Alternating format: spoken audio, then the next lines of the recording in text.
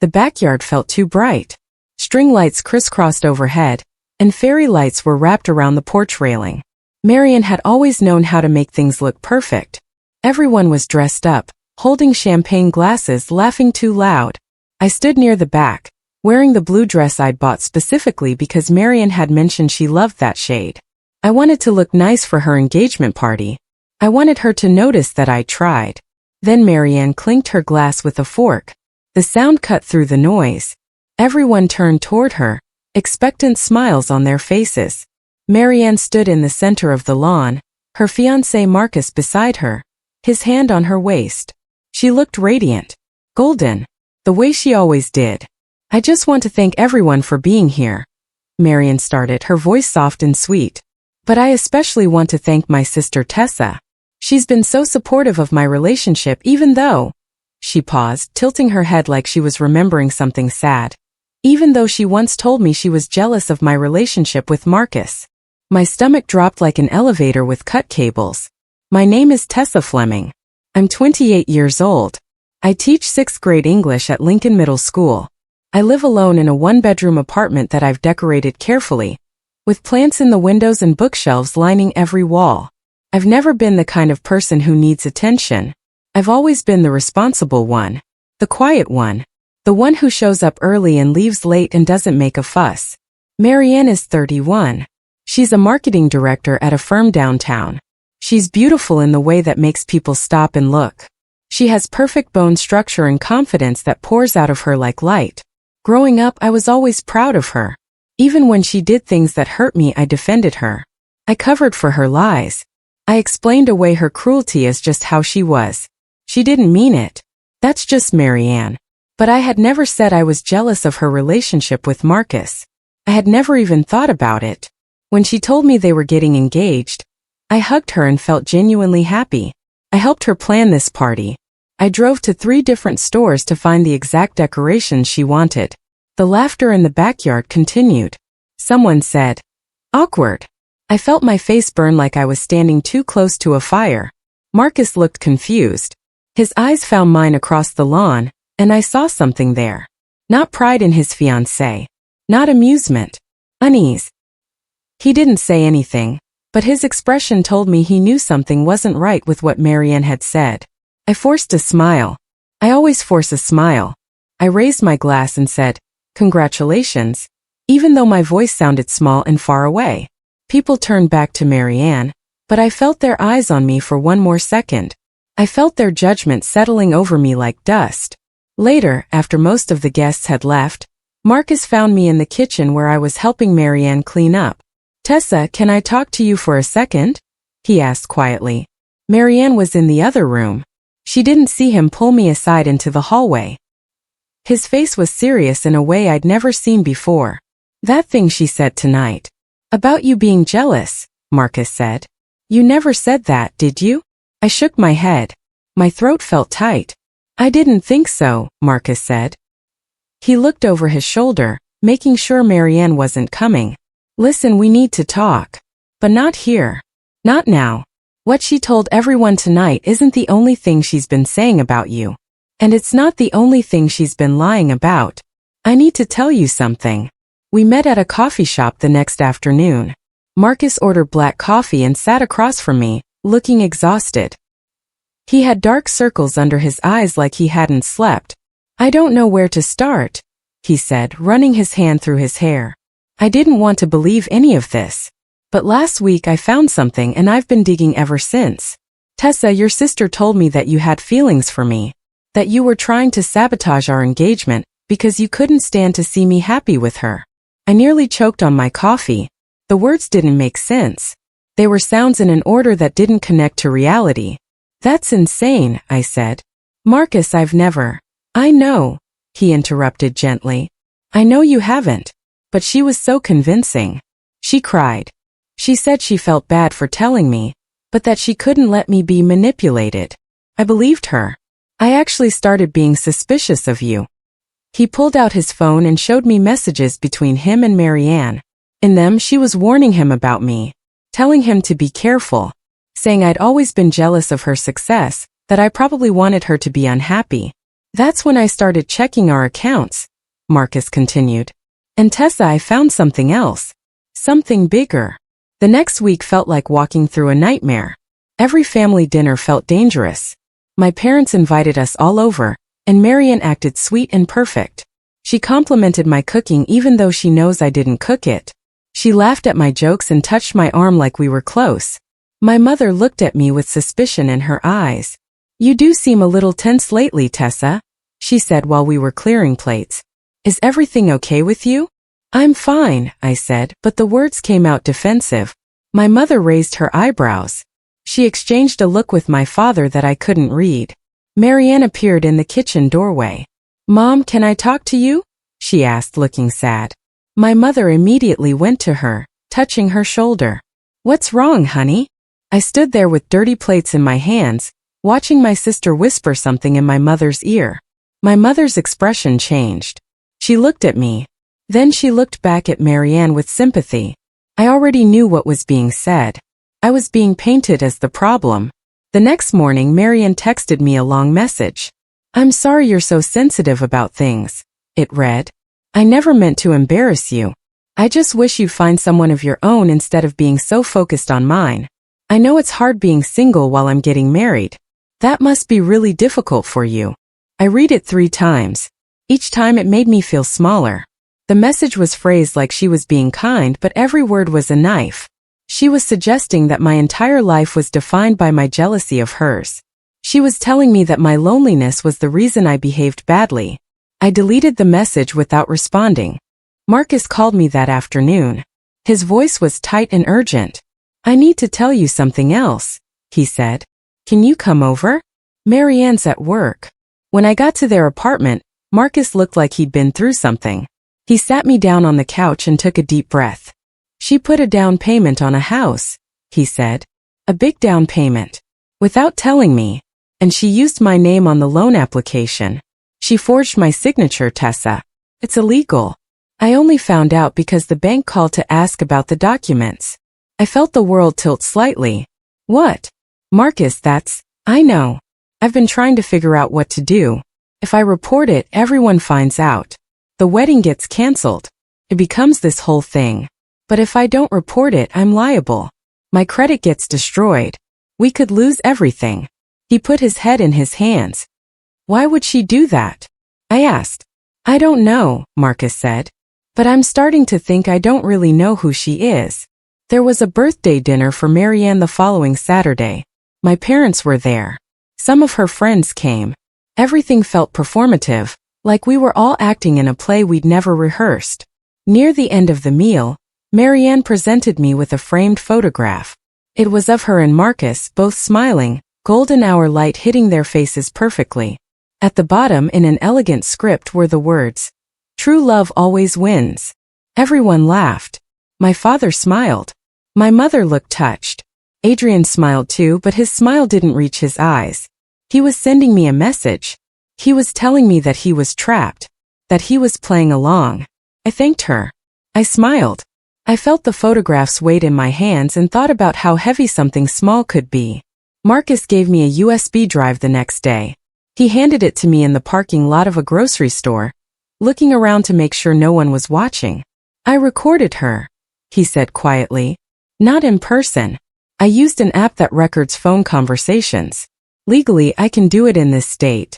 She was talking to her friend Nicole about how she'd manipulated me, about how she'd gotten me to distrust you. I opened the files that night in my apartment with my door locked and my phone on silent. I heard Marianne's voice, casual and joking, explaining how she'd made up the story about me being jealous. How she'd planted the seed with Marcus over weeks, slowly building a narrative until he believed it. Tess is so easy to paint as the bad guy, I heard her say.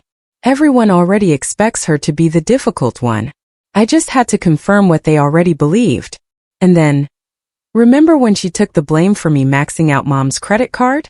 She was protecting me. That's what she does. She takes the blame. So when I tell everyone she's trying to ruin my life, nobody even questions it. I had to turn it off. I couldn't listen to the rest. I confronted her carefully. I did it at her office where she couldn't make a big scene. I sat across from her at her desk and said, Why did you tell Marcus I was jealous of him? She laughed. It was the kind of laugh that made you feel foolish for asking. I never said that, she said. Maybe he misunderstood. Or maybe you misunderstood what he said. Tessa, you really do have a tendency to twist things around.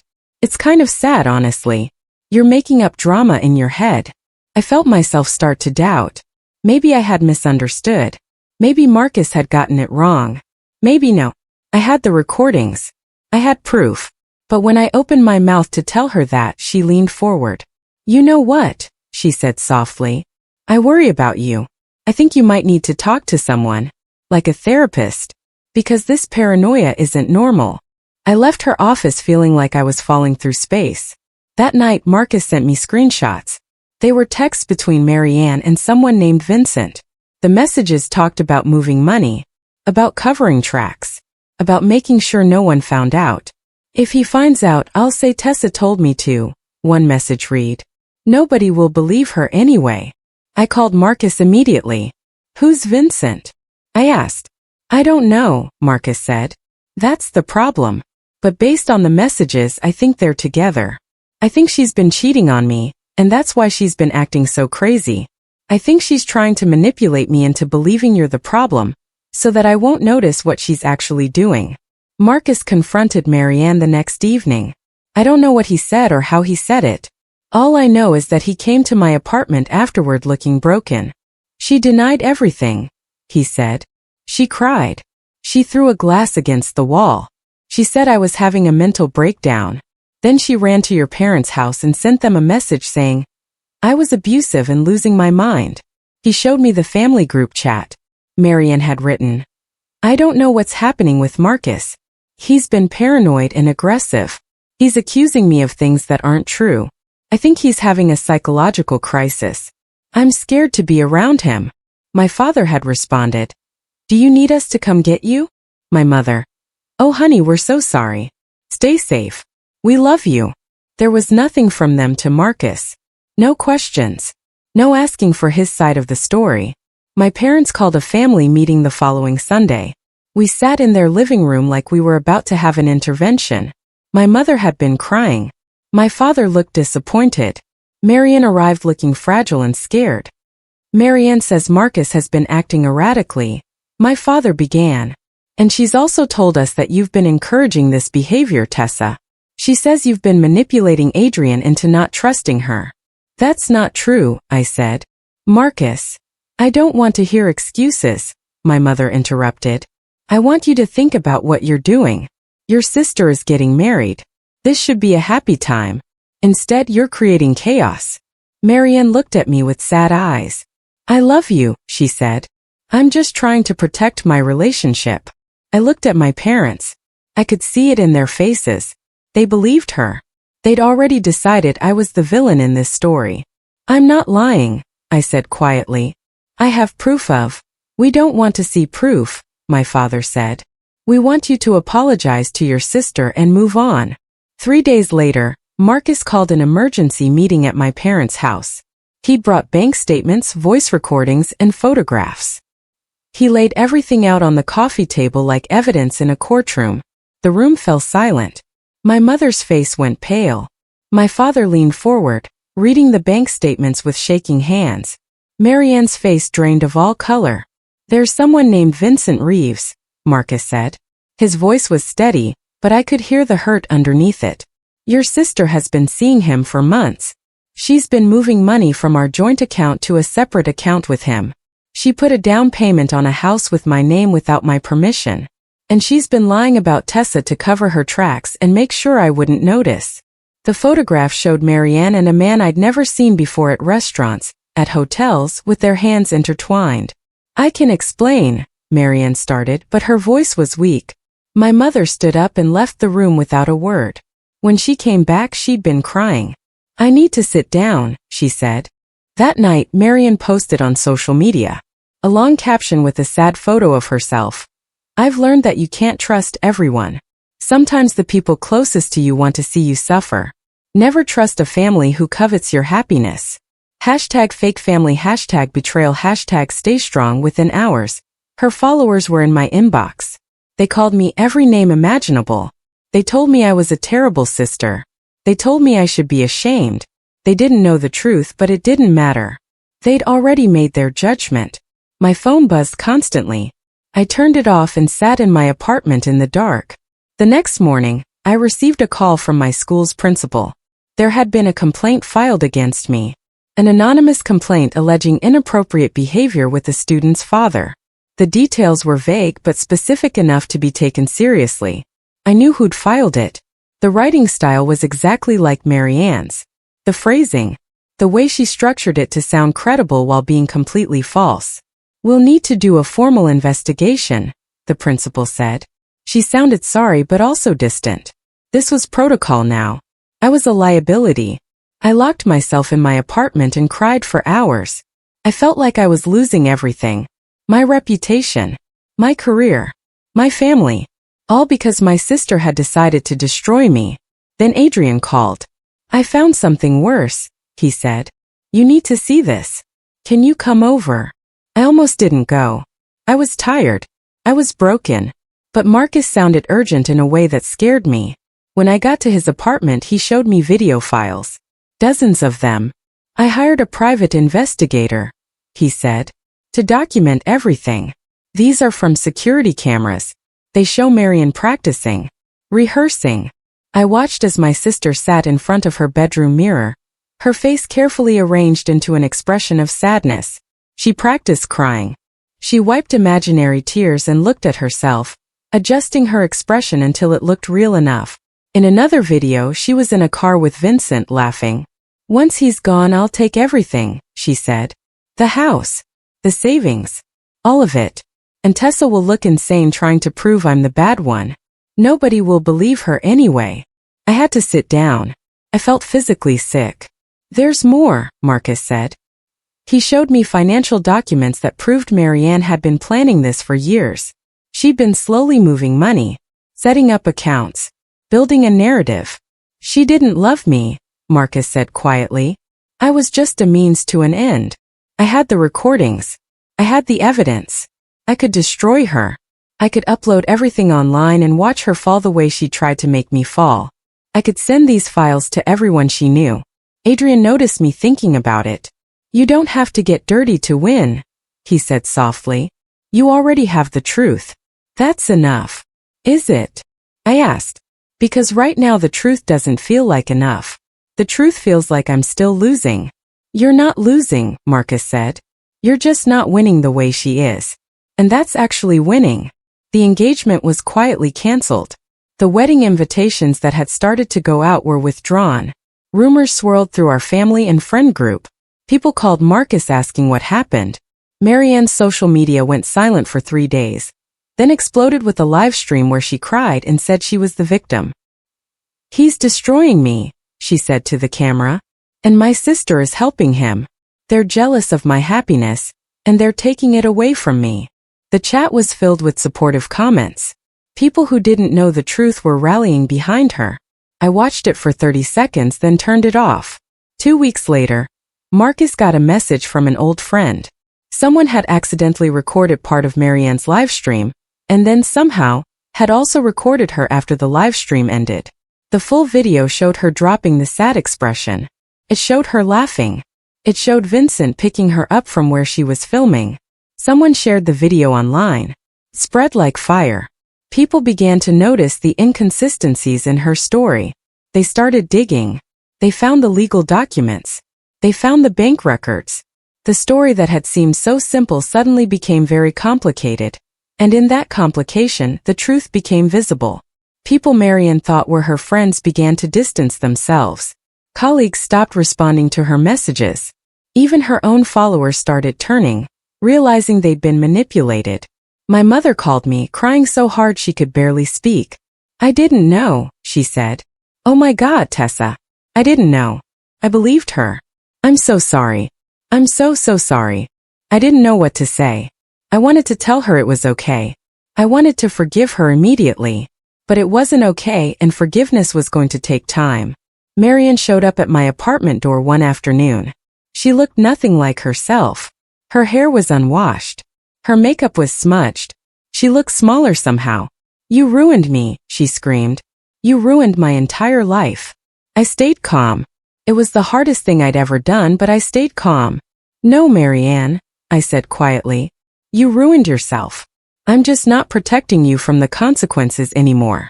She broke down. She fell to her knees right there in my hallway, sobbing and saying over and over that it wasn't fair, that everyone loved me more, that she was only lying because she couldn't stand to be less important than me. I wanted to be the one people believed, she said. I wanted to be the one who mattered. I didn't move toward her. I didn't reach out. I just stood there and let her feel what she created. The investigation into me at my school was closed. The complaint was found to be false, filed maliciously. The principal called me into her office and apologized. She offered me a promotion in the fall. I accepted it. Marcus filed for a civil suit against Marianne to recover the money she'd stolen. He won. She had to pay everything back. Marianne moved out of state. I heard through the grapevine that she was working retail in a small town, living in a studio apartment. No one knew her there. She was nobody. And that, I think, was worse for her than any public humiliation could have been. 6 months later, I bought my own house. It was small and needed work, but it was mine. I decorated it carefully the way I like things. I planted a garden. I got a cat. I started writing again, something I'd stopped doing years ago. Marcus got engaged to someone kind. Someone real. He invited me to the wedding and I went. I watched him be happy with someone who didn't manipulate him, and I felt genuinely glad. When I think about Marianne now, I don't feel angry. I don't feel vindicated. I feel sad. Sad for the person she is. Sad for the person she could have been if she'd just been able to accept that she didn't have to be better than me. That there was enough space for both of us to matter. My parents and I are rebuilding our relationship slowly. They're learning to believe me, and I'm learning to let them try. The truth I've discovered is its own kind of power. It doesn't make you feel better immediately. It doesn't give you the satisfaction of revenge. But it's real. It stays. It holds up. And in the end, it's the only thing that actually frees you. I'm free now. Not because I destroyed my sister, but because I stopped letting her destruction define me.